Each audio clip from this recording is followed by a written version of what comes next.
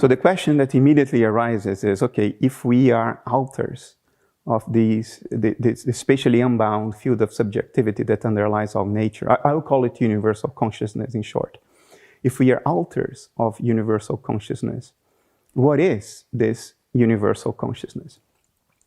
Well, strictly speaking, from an analytic perspective, all that we need to know about it is that it is experiential in nature. In other words, that it entails subjectivity, that it is qualitative as opposed to purely quantitative. Quantities are descriptions of it, but in and of itself, it is qualitative, experiential, subjective from its own perspective, even though it is objective from our perspective, in the same sense that the thoughts of another person are objective from your perspective, but they are subjective from their own perspective. So all we need is to say that universal consciousness is essentially subjective. It entails what philosophers today call core subjectivity. Now, what is core subjectivity? Imagine that you are in a perfect sensor deprivation chamber where it's perfectly dark, perfectly silent, and you're floating in water and you don't even feel your skin touching anything. In other words, you have no perceptions. Now imagine further that you become amnesic for a moment while inside that sensory deprivation chamber. You don't know, you no longer remember your name, you don't know where you were born, you don't know what you do for a living, who you're married to, you forget everything. Now for a moment, when you forget everything and you perceive nothing, only one thing will be left, which is pure subjectivity. It is a field with potential experiences, but no memories, no perceptions, no discernible particular experience, just a potentiality for experience and a sort of I-ness or a me-ness. I-ness would be better. A pure I-ness without a narrative of self-identity. That experience that would remain when you are completely amnesic in a perfect sensory deprivation chamber is what analytic philosophers call core subjectivity. It is subjectivity without a story of when you were born, what your name is, what you do, who you are married to. No, forget all that. Even your humanness can be forgotten. Just like a baby doesn't know he or she is human. A baby in an ideal sensory deprivation chamber, a newborn in an ideal sensory deprivation chamber would consist from the inside of pure core subjectivity. That's all there would be in the mind of the baby is pure core subjectivity. And that's what universal consciousness essentially is. Core subjectivity. Now, does it have its own experiences outside the experiences of living beings? It surely has, because when we look up to the sky, to the cosmos is dynamic. There are stars going supernova, there are black holes, there are galaxies colliding, stuff is happening. Now, stars are burning. Planets are moving around their orbits. Volcanoes are erupting in moons. A lot of stuff is happening. And that stuff is a representation on our dashboard of the mental activity of the universal consciousness. And if the representation is dynamic, then there is dynamic stuff happening in universal consciousness. Next to core subjectivity, which is what it is also having particular experiences, which are like excitations of core subjectivity. You can imagine core subjectivity as a guitar string. If the guitar string is at rest, there is no sound. But if you pluck it and you excite it, it makes a sound. Experiences are the sounds of core subjectivity. But notice that there is nothing to the sound produced by a guitar string when you pluck it, other than the string itself. The only thing that exists is the string. Whether it's at rest or being excited, there is only the string. So there is only core subjectivity, even if there are experiences, because experiences are excitations of the core subjectivity that the universal consciousness is. And then you might ask, okay, what do those experiences of universal consciousness feel like? And the only honest answer is, I don't know, and nobody alive can know. We are dissociated from it. All we can access are the representations, the extrinsic appearances of those experiences as represented on our dashboard. And we call them galaxies and galaxy clusters and supernovae and black holes and quasars and whatnot, planets and moons and volcanoes and rocks. But how they feel from their own first-person perspective, we cannot know. What we can say is the following.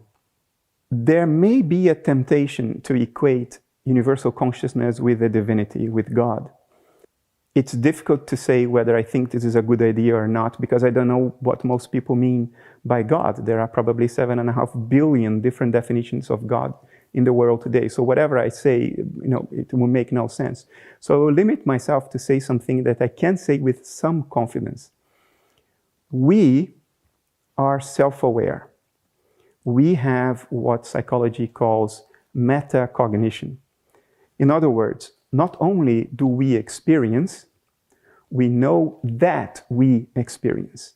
We explicitly recognize ourselves as a subjective entity that has experiences.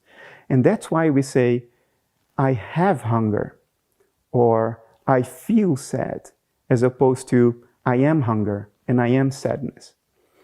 This distinction between our experiences and our core subjectivity, this distinction between the guitar string excited and the guitar string at rest, is what metacognition allows us to make.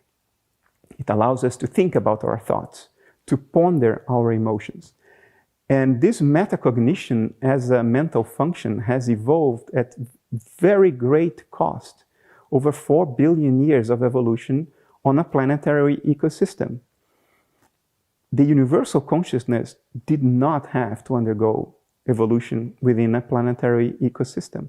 It never has had to react to environmental challenges and eke out a living. It is unlikely that it is metacognitive itself, because metacognition very much seems to be the end result of 4 billion years of evolution. So we have it. My cat has less of it. The amoeba swimming on my garden pond probably has none of it. Are all three of them, I, my cat, and the amoeba, alters of the universal consciousness? I think so. We are all three living, metabolizing entities, which is the sort of empirical giveaway of a dissociative process in the mind of nature. But not all three are metacognitive. Only the most evolved one, me, seems to be metacognitive. So metacognition seems to be a product of evolution, that we conquered at great, great cost over a very long time. It doesn't seem to be there from the beginning. Otherwise, maybe amoebas would be metacognitive.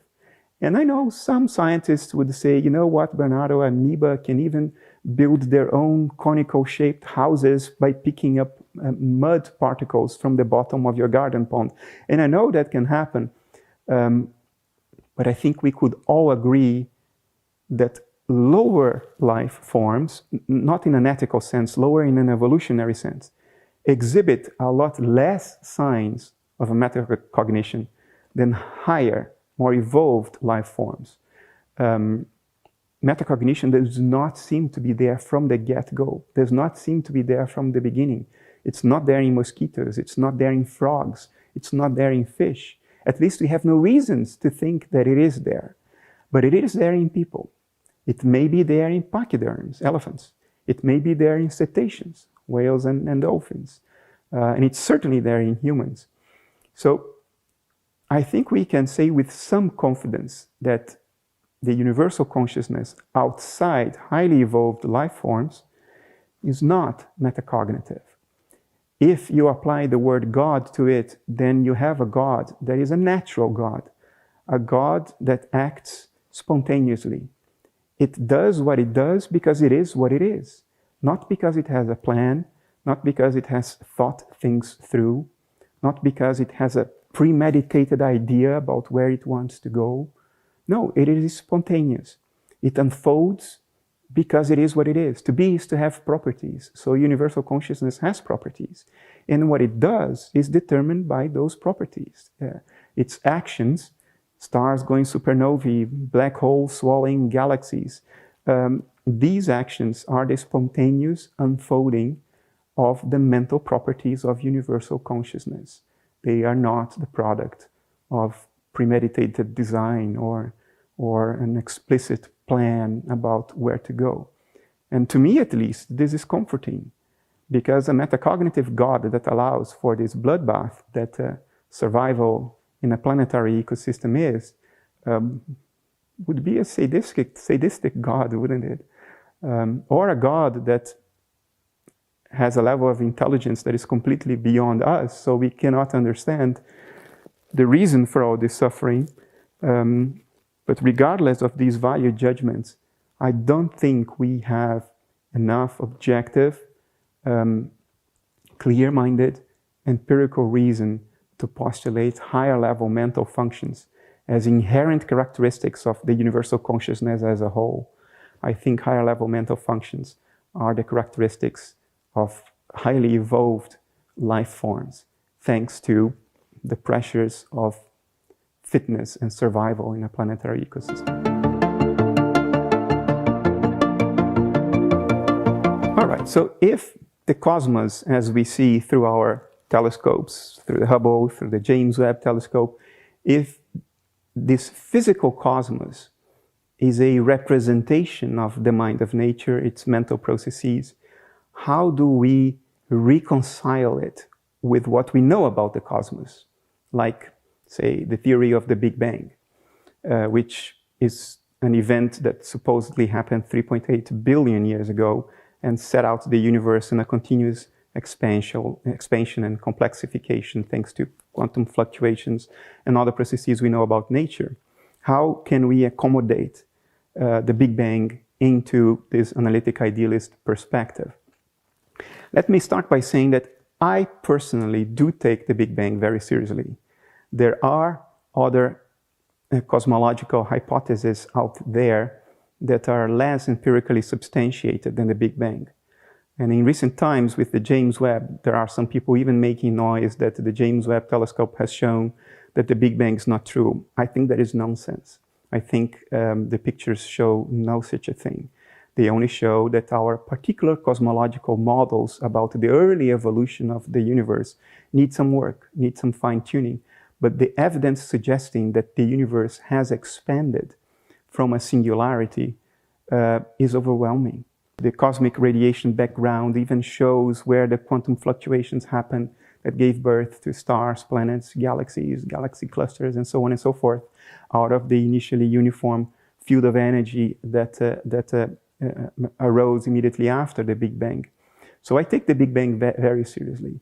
And some people might then say, well, if you take it seriously, Bernardo, then there was a universe prior to the rise of life. Life arose on this planet, the Earth, about 4 billion years ago. We used to think 3.5. I think the latest is 4 billion years ago. And the Big Bang happened 13.8 billion years ago.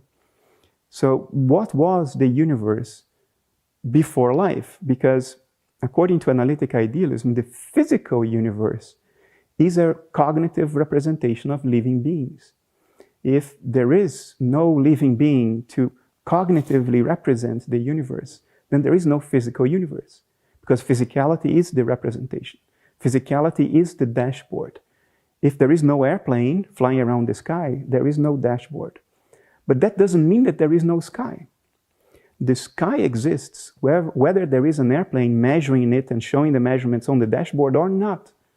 So the universe existence, whatever it is in and of itself, has existed before life, before an organism arose that would represent it on its own dashboard. But the universe is not physical. Physicality is a representation of the universe. So before life, there was no such representation, but the universe was there. Whatever transpersonal mental processes corresponded to the universe before the rise of life, they were there. There was mentation in the mind of nature before life arose. And we model that early mentation along the lines of what we call Big Bang theory. So the Big Bang is something roughly similar to it, roughly similar to a rapid expansion. Colloquially, I could even say an explosion, although that's not quite accurate, but something like an explosion happened in the mind of nature. I believe so. I believe so from a conceptual perspective. We can get in a level deeper where I might tell you that this is just a convenient theory, but I'm not going there in this course. As far as convenient theories are concerned, the Big Bang is a very, very convenient one, an almost inescapable one. And it's entirely reconcilable with analytic idealism. There was mentation in the mind of nature before life arose. And if there would have been life looking at it back then, that life would have seen it as something more or less like an explosion.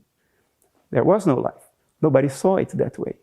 But that doesn't mean that the sky wasn't there before airplanes started flying. Something happened 13.8 billion years ago. Now, was there mentation before that? That question is impossible to answer in a coherent way. And the reason is, the same models that tell us that something like a Big Bang happened also tell us that there was no time before the Big Bang. So to ask what happened before the Big Bang is as absurd a question as to ask what is the marital status of the number 5. It's the wrong question to ask. And I know it's very hard to wrap one's mind around it because we have to think in terms of time. There was time before the Big Bang, but unfortunately, no. There was no time before the Big Bang. Time is an emergent phenomenon of what happened after. Before the Big Bang, there was no time, and there was not even space. So the Big Bang didn't happen in a place. There was no place. To explore this in more detail, we would have to go much deeper into the physics of it, but it's beyond the scope of what we are doing here. So the Big Bang, the very beginning, in the past. What about the future? What about our death, the most certain event in life, which is coming for all of us? What does analytic idealism tell us about death? Particularly the first-person perspective of death. What do we experience as we die? Now, there's good and bad news. I'll start with the bad news. One of the main social psychological reasons why materialism has taken such a fundamental hold in our culture since the late 19th century, it's because it did away with the greatest fear of humankind throughout almost the entirety of our history, which was the fear of what we will experience after we die. In Christian language, are we going to go to hell? This singular fear, the biggest fear in human history, has been used by governments and power structures worldwide to control civilizations, to control societies. It's the single most dominant fear in the history of humankind. And materialism did away with it because you will not experience anything after you die. There is no hell, there is no heaven either, but there is no hell. There is no reason to be anxious about that great, scary unknown, because there will be no subject there. Someone said once, where death is, I am not. Where I am, death is not. And that's a materialist axiom, or a materialist theorem, if you will. Unfortunately, under analytic idealism, your core subjectivity remains as you go through the process of death and even after, because your core subjectivity is the core subjectivity of nature. It's what exists. Where is it going to go? Life and death happen to it, within it. Life and death are events in core subjectivity, not the beginning and end of core subjectivity. So the core subjectivity in you, that thing that remains when you are in an ideal sensory deprivation chamber, completely amnesic, that thing that remains through the reassociation process that we call death. So there will be someone there will be something there to experience. and the greatest fear of humankind is back. That's the bad news. Now, the good news. The good news is we go through a reassociative process every single day. When we are asleep and dreaming, we are dissociated internally. We identify with our dream avatar, not with the cars and buildings and streets and trees and other people in our dream. We think those things are other than us because we are the dream avatar. When we wake up from a dream, we realize that actually it was us doing the whole thing. We were doing everything. Not only the dream avatar, we were the whole thing. And the moment we wake up, our dream avatar dies. He's toast. He's dead. He's gone. But nobody goes around mourning the death of their dream avatar every morning because you realized that you were it, but it was not you. In other words, you were the superset. Your dream avatar was something you were doing, not what you are. And the same applies, hierarchically speaking. We can transpose that one level up in the hierarchy of nature and say it's the same thing regarding life and death. We are alters or dissociated dream avatars. And I think we don't have any reason to think that when we die, our reaction will be any different than it is when we wake up in the morning and our dream avatar is dead. In other words, I don't think we will go around mourning the death of our individual selves in this great play of life. Beyond that, I don't know. Only the dead know. And they haven't come back to tell me. So it's a great mystery. And we have to live with it. And it's scary. But there is one thing that we got back together with the great fear. And that is meaning. Because although materialism got rid of the greatest fear of humankind, it also got rid of the meaning of life. Because if subjectivity is an epiphenomenon of material arrangements, and eventually all of your thoughts, all of your emotions, all of your insights, all of your wisdom that you've accumulated at great cost with great suffering through life, eventually they will all be gone and they will mean exactly nothing. That's materialism. So we get rid of the fear of death, but we get rid of meaning. Under analytic idealism, on the other hand, the contents of your dissociative process, all the insights, all the maturity you've acquired at the cost of unspeakable suffering through life, because suffering is an intrinsic element of life. All of those gains are not lost. They are released in a broader cognitive context. They are made available to the mind of nature, to mind at large. And ultimately, all of your suffering is not for nothing. There is a meaning to that. There is something, not something, there is, all of it remains present in the fabric of nature. And not only that, it remains much more broadly accessible in the fabric of nature. You can see this metaphorically as remembering your dreams when you wake up. You are no longer your dream avatar, but the mental contents of your dream avatar survive in you. You remember the dream. You remember thinking that you were your dream avatar. And dreams are incredibly informative. You can learn so much about yourself. You can get so much insight about who you really are, what you really fear, what your hopes and dreams are, what your anxieties are, what your traumas are, how to reintegrate them. You can learn all that from your dreams, even or particularly after you wake up. As a matter of fact, you can't do that during the dream. But after you wake up, you can reintegrate the memories of a lifetime of dreams and be a more mature, a wiser, better, more integrated, more individuated person. Could that be happening at the level of the universe? I would submit to you that this is a very reasonable, coherent hypothesis. And it flows very naturally from the premises of analytic idealism. So fear is back, but meaning is also back. That's the good news. So what is the meaning of life, ultimately?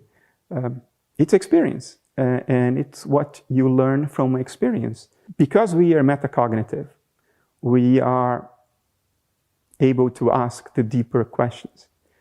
A non-metacognitive animal just glides through life, always in the moment, always reacting to the environment, but not asking the big questions like, what is going on? Which is the ultimate, the deepest question is, what is going on? Which sounds so banal, but is so incredibly deep, so profound. Or what is the self? What am I? What am I doing here? What is this for? What is the meaning of this dance? What a strange condition life is to maintain an organism outside of thermodynamic equilibrium for a few decades. It's incredibly weird. What is this? What's going on? Is there a reason?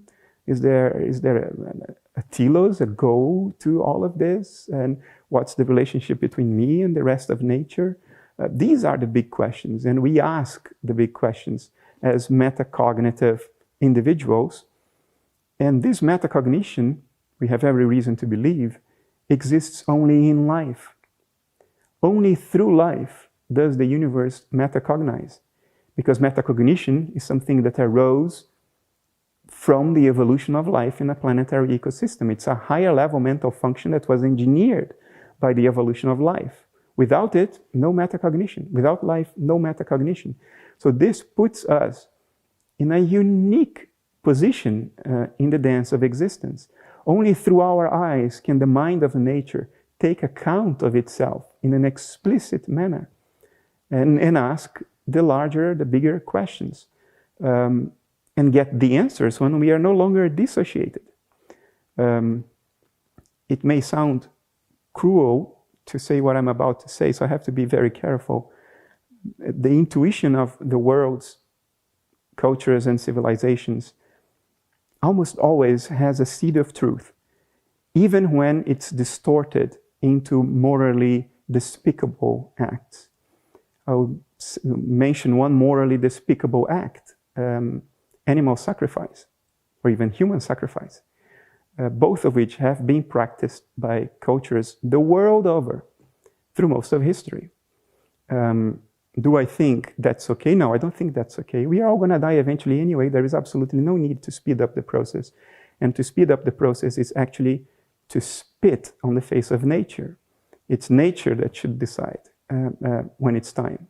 Not us, not the ego, to take the reins from nature and cut a life short.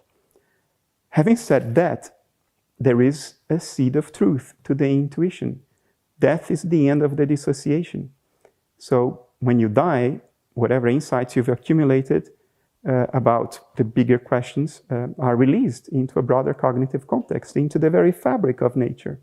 So there is a sense in which sacrifice is an offering to the divinity. Which is no endorsement of sacrifice, but I'm just trying to highlight that people's intuitions don't come out of nothing. They are not gratuitous. They are not arbitrary. Usually there is a foundation, a core of truth in that intuition. Another example of the same intuition is how we depict the figure of the reaper of death, which is usually a black-clothed creature with a hood, carrying, guess what? A harvesting instrument. A harvesting instrument. You plant the seed of life and you harvest it. And what is harvest? Harvest is when you bank the gains and you use it for the benefit of the tribe. There are cores of truth to all this. These things don't pop out arbitrarily for no reason in the world's cultures. And they do hint at the meaning of life. They do hint at why we are here. And the moral responsibility we carry as far as we know, the only truly metacognizant eyes of nature. It is a tremendous responsibility to carry, particularly given the uniqueness of our position.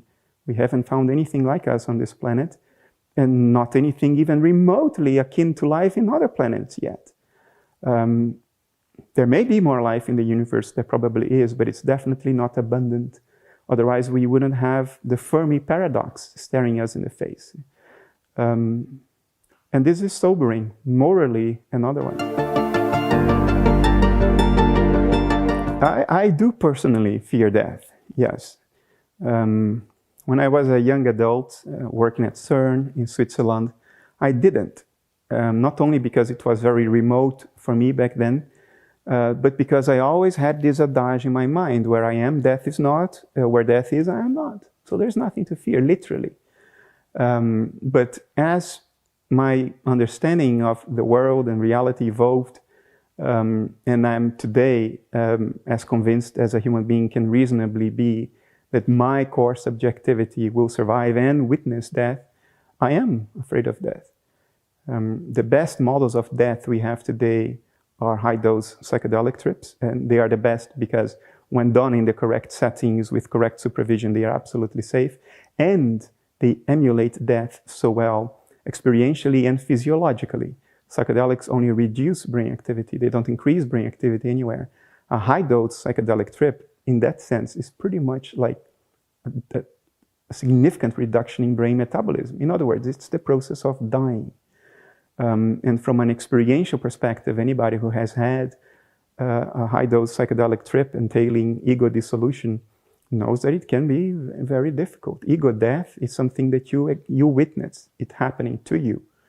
And you experience it. You experience your ego just being torn apart. And it's a frightful experience. After that, it's no longer frightful. I cannot speak of what comes after that. But the experience is disconcerting, is very frightful, even when you know, as we do during a psychedelic trance, that it is temporary and reversible, and will be reversed. Even then, it's very frightful.